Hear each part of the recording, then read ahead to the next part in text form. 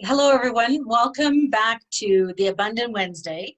This is Shelley Hagan. I'm here today with my business partner, Nina McNamara, and we have a guest with us today, Chris Burylo. And Chris is here from Pinnacle Accounting. And Chris and I have known each other a long time. Gosh, I'm trying to think. I met you at some real estate investing sessions a long time ago, and our paths crossed lots. And I sent a lot of business to Chris as one of my power team members when I'm doing training and mentoring and coaching. And so it's always good to have Chris come and talk, and he's very knowledgeable, right on top of everything that's going on with, current with Revenue Canada, as well as Chris is a cross-border investor. So he does cross-border taxes as well. And they do a lot of other things too, not just that. So we just wanted to have Chris here for a guest. We'll probably bring Chris back a number of times because there's so many different topics that we can get into. And I'm certainly not an accountant or a tax expert. So it's always good to have an expert with us like Chris. So welcome, Chris. Thank you, Shelley, and thank you, Nina. I know it's really great to join everyone here and get a chance to talk about real estate tax. It's such an exciting topic. Yes, it certainly is. I can feel your passion. Chris and I just met here a couple of minutes ago, and the information that he was giving me, I was already overloading. Like, okay, we have to have Chris back more than once because this is amazing, all the information that you have and your passion that you're just bringing forward. So again, how did you start coming to do real estate investing and taxes and all this stuff? How did you drive for your passion for this? Sure. I mean, and to be honest, because I think Shelley and I, I'm sure we met, 10 plus years ago. It was probably around 2009 when I started getting pulled into different real estate investment groups. And at that, like starting at about 2009, started really getting into the space of, delivering presentations and written material specific on the subject of tax planning around your real estate holdings. And as an office, as a firm, I mean, our office is about 23 accountants strong now. So it's not a tiny office, but the amount of work that we started doing in the space of real estate and real estate planning became very significant. And it was really driven by, just participating out there in the real estate community and dealing with different investors. And the more you get into it and the more you meet different people and seeing different strategies, because it's the type of space where it really feels like everybody has their own approach or flavor to the space and to different problems that require a solution, and you just get invigorated to participate in it yourself. So, over the past, 10 plus years, we started really ramping up our own investment in real estate and structuring, cross-border funds. And, we got into the short-term rental space there, and we have multifamilies here in Calgary. And, so it's the type of thing where, the more you partake in the space, the more that the more you partake in the space, right? Mm-hmm.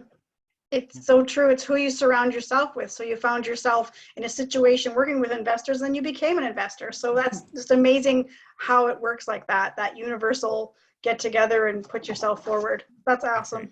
Yeah. So Chris, so you're the accountant, the tax guru. So what are some of the first steps that a real estate investor should do to minimize their taxes? Because we all want to keep as much money as possible. That's the name of the game, right? That's right. And I mean, number one in this, like you could ask your neighbor, you could ask, your dog, your uncle, like most people would tell you that the first thing you want to do is just maximize your write-offs, right? Because minimizing taxes is about, I mean, like the lower your income, the lower your taxes are, but it's obviously better to have higher income, even if that means paying more taxes. But, just really maximizing your write-offs in this space is usually number one. And, I probably won't go into the details of how to do that with all of them, but, common things like, direct expenses to your rental properties come up, the interest on your mortgage, property taxes, utilities, maintenance.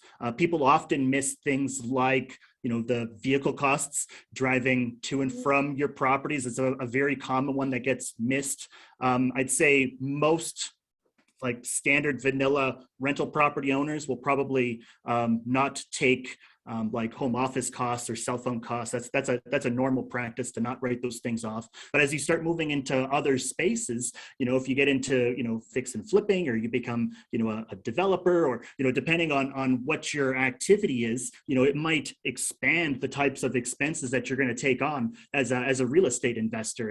And so, driving up your taxable deductions is going to bring down the amount of taxes that you pay.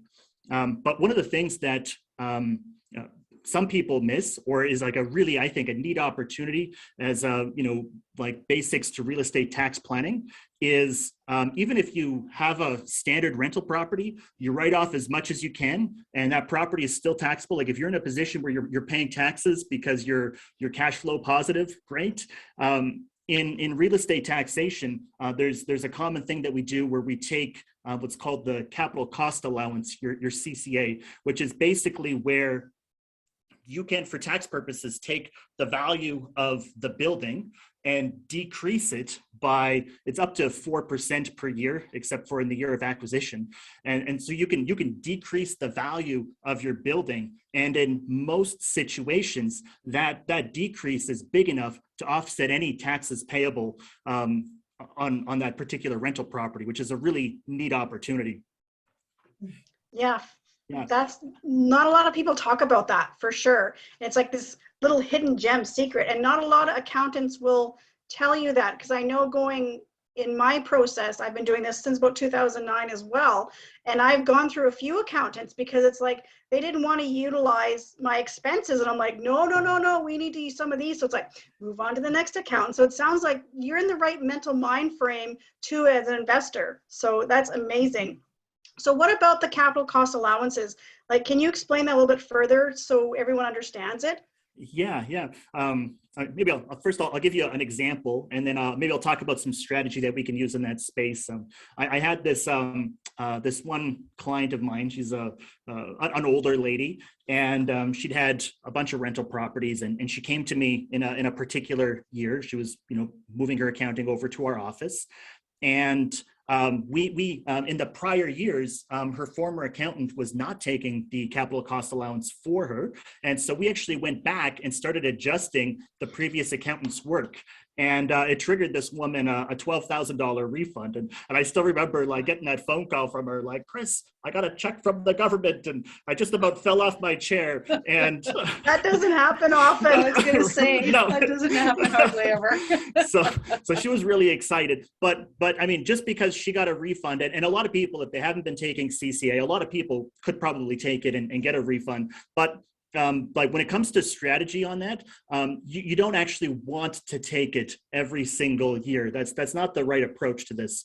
So the problem or the challenge with taking CCA is that in the year that you sell the property, let's assume that you sell it for a gain, or you sell it at the same price you bought it for. In the year that you sell the property, any depreciation that you would have taken on that property in the past, it all comes into income all at once. And so, it's really more like a tax deferral strategy, because great, maybe I saved taxes last year by taking CCA, I got a refund, that's wonderful. But now the year comes that I'm selling the property, my tax bill might actually be bigger. And so, it's not the right approach for everyone. And I think maybe to your point, Nina, like, there's some accountants out there that will not even ask their clients about it, or they might just not take it just because they don't want their client to be surprised one day by a tax bill. Mm-hmm. So, and that's like sort of communication. Yeah, for sure. It really is. Yeah, you have to have that conversation. You got to put notes on that particular client account, and so that we know how we're handling this in the future. So here's some strategy on this. People who are maybe in a lower tax bracket and we're expecting them to go into a higher tax bracket in the future, we might say maybe it makes less sense to take the capital cost allowance, because if you're in a 0% tax bracket or a 25% tax bracket, if I save 25% tax today, but next year I'm selling the property and I'm going to be paying, 35% tax on, you're actually going to be paying more because you're going to be moving this individual into a higher tax bracket. So that's interesting. But you also want to think about how long this individual is going to hold this piece of property. So if you're the type of investor where you're like, no, I'm going to buy and hold forever, and my children will get this property one day, and great, let them worry about the taxes after I'm long gone. You might take the argument that says, just take the capital cost allowance every single year, because I should have this tax savings today, and then in 50 years from now, that's a 50 year from now tax problem that we should maybe not worry about so much right now. So that's interesting. And the other thing that I think about, and this is an often missed comment, is anytime that a piece of real estate has what we call in taxation a change of use. So for example, you buy a piece of property, you live in it, and now you move out and it becomes a rental property. That's a change of use. And that's like, it's a taxable event. It might cause, there's principal residence exemption, which eliminates, capital gains on your principal residence, but it's a taxable event. So if you look at it from the other side, if you said, I have a rental property that I'm now moving into, that might trigger a capital gain or a capital loss because there's a change of use on that particular property. Right. I know people don't think about it, or people don't even know this. Okay. Right. And there's special forms that need to be filed, and people usually don't fill them out. And but that's a conversation for another day. So if you have a rental property that you're now converting into your principal residence, there's like a special election that you can file to make it so that you don't have to pay capital gains on that property. But you're only allowed to take the election if you have never taken capital cost allowance on that particular property. So, if you have a rental property and you're planning on moving back into it, that's a pretty important consideration to whether or not we take CCA in a particular year. Well, I'm really glad you brought that up, Chris, because quite often when we're starting out with people that are brand new investors, and they're just buying their first home, they've never owned before, I always recommend, young couple, young single person starting out, buy a house with a basement suite, live in it for a while, and then, take the equity and go buy a second one and rent that out. And so that's a very good point that you bring that up, because that is a very common trend as a real estate investor, right? Yeah, absolutely. Yeah, like the information that Chris is just sharing right now is just, I even now I'm like, oh, really? Oh my gosh. And I've been doing this for like how many years? It's just, and that's what I talked about a couple of weeks ago is like, you have your experts like Chris and stuff like that, finding your accountant, your lawyers and stuff like that. And utilizing someone like Chris will make the big difference in making you transition to the next level of real estate investing. So it's a great someone to have in your network as well.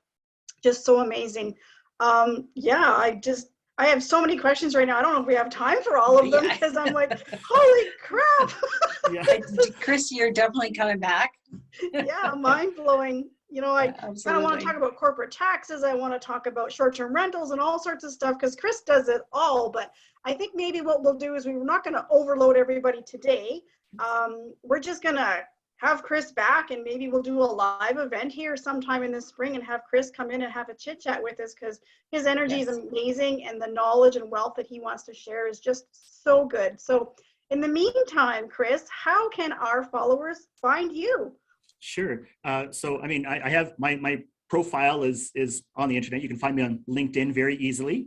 You can go to our website, Pinnacle AF. .ca, AF for accounting and finance. In case somebody's mind goes somewhere else, it's pinnacleaf.ca. And I've got my professional profile there with my email and my phone number, but I'll provide my email here in case anybody wants it. It's Chris, CHRIS, at pinnacleaf.ca. So PINNACLE.ACLEAF.ca.